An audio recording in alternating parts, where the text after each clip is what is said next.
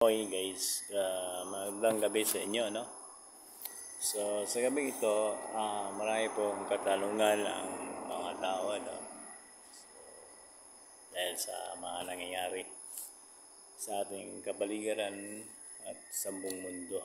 So, paano nga ba natin matatamo yung tunay na kapayapaan sa magulong mundo? Ano po ba saan po ba natin ito matatagpuan? At ano po ba ang sinasabi ng salita ng Diyos sa mga bagay nito, no? Yung tinatawag natin kapayapaan. Importante po yung kapayapaan, mga kaibigan, sapagkat ito po ay nagpapagaan, no, sa ating puso.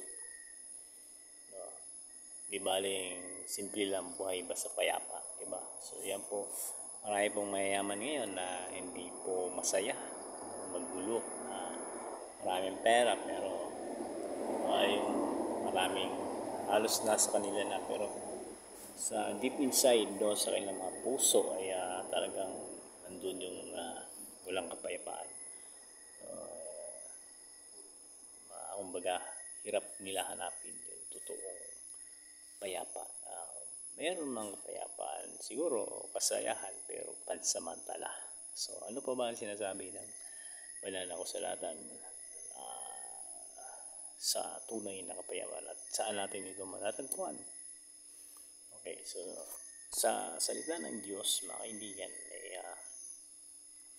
pinapakita po dyan yung kung ano po yung sinasabi ng salita ng Diyos. Sa pamitan ng sinabi ng ating Panginoong Jesucristo, no?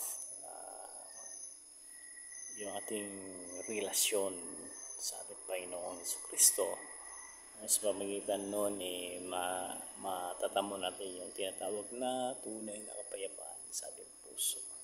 Okay. Ano po ba sinabi ng Panginoong Jesucristo sa kanyang mga pasalita? No?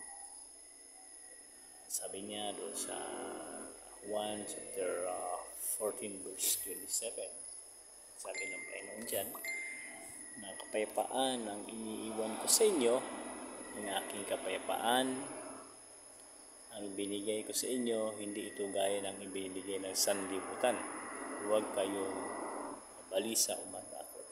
So, yun po ang sinasabi ng ating Panginoong Kristo, ng Panginoong Jesucristo, na yung kapayapaan niyang iniwan na binigay ko sa inyo, may kapayapaan. Hindi ito gaya ng ibibigay ng sanlibutan. Huwag kayong mabalisa o matakot. So, ano po ba yung binibigay ng sanlibutan na kapayapaan? No? Na sabi ng Panginoong Jesucristo na hindi daw katulad ang kapayapaang ibinibigay niya sa kapayapaan ng sanlibutan. Sabihin, mga kapayapaan ang mula kay Kristo ay hindi nakabatay sa kalagayan sa paligid, no? Kundi sa tiwala, amen, na siya ay may control sa lahat. Ang Panginoon si Kristo may control na lahat. Kung si Kristo ang sentro ng ating puso, manatili tayong kalmado, amen, manatili tayong payapa kahit magulo ang mundo, kung si Kristo ang sentro ng ating puso. Amen. Okay, so importante ho ang Panginoon ang siyang maghari sa ating puso. So, ang pangalawa sa pamitan ng panalangin. So, madarama lang natin at makamta natin yung totoong kapayapaan kung tayo ay mayroong panalangin, pagtitiwala sa Diyos. Okay. Katulad ng sinabi ng Panginoon sa Filipos chapter 4 verse 6 to 7, ang sabi dyan, huwag kayong mabalisa tungkol sa anumang bagay, sa halip sa lahat ng bagay ay ipahayag ninyo sa Diyos ang inyong mga kahilingan sa pamamagitan ng panalangin. Amen? Na may pasasalamat at ang kapayapaan ng Diyos na hindi kayang maunawa ng tao ang siyang mag-iingat sa inyong puso at isipan kay Kristo Jesus. Okay. So, malinaw mga kaibigan na kapag inilapit natin sa Diyos ang ating mga alalahanin, pinapalitan niya ito ng kapayapaan na hindi kayang ibigay ng sino man o anumang bagay. Amen? Okay, so sa pangatlo po, paano po natin matamo ang tunay na kapayapaan? Pangatlo, tinatawag natin na pamuhay sa pag-ibig at pagpapatawad. Yun.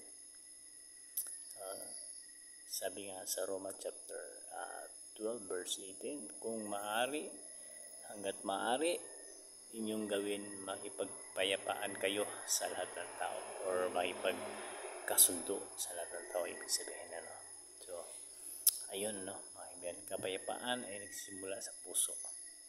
Diba? Kung pipiliin natin magmahal at magpatawad, kahit mahirap, nagiging daluyan tayo ng kapayapaan ng Diyos sa iba. Amen. Yun. So, kailangan tayo ay matuto tayo magpatawad at matuto tayong mamuhay na may pag-ibig at pagpapatawad. So, pang-apat po ay para makamtan natin yung matamo yung totoong kapayapaan sa magulong mundong ito ay pang-apat po is pamagitan ng pagsunod sa kalooban ng Diyos. Amen. So, tulad ng sinabi sa Isaiah 26 verse 3, ang taong matatag ang pag-iisip ay iingatan mo sa lubos na kapayapaan sapagkat sa iyo siya nagtitiwala. Yun. So, yun pala yun. Sa pamagitan ng pagsunod sa kalooban ng Diyos, matatamo natin yung totoong kapayapaan sa magulong mundong ito. Ang pagsunod at pagtitiwala sa Diyos, mga kaibigan, ay nagbubunga ito ng kapanatagan, ang pagsalungat sa kanyang kalooban ay nagdudulot ng kaguluhan.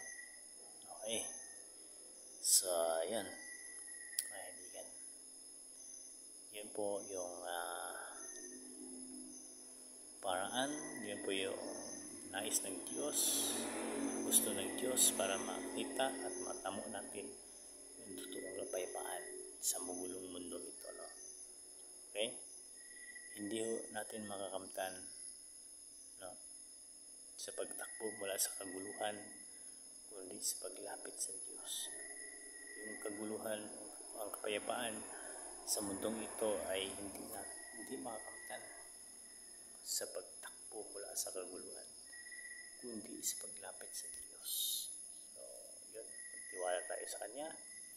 Manalangin, magpatawad, magmahal, mamuhay ng naayon sa Kanya salita.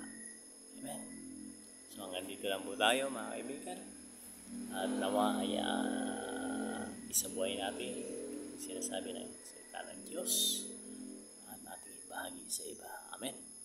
Good night po sa inyong lahat, mga kaibigan. Mga minamahal.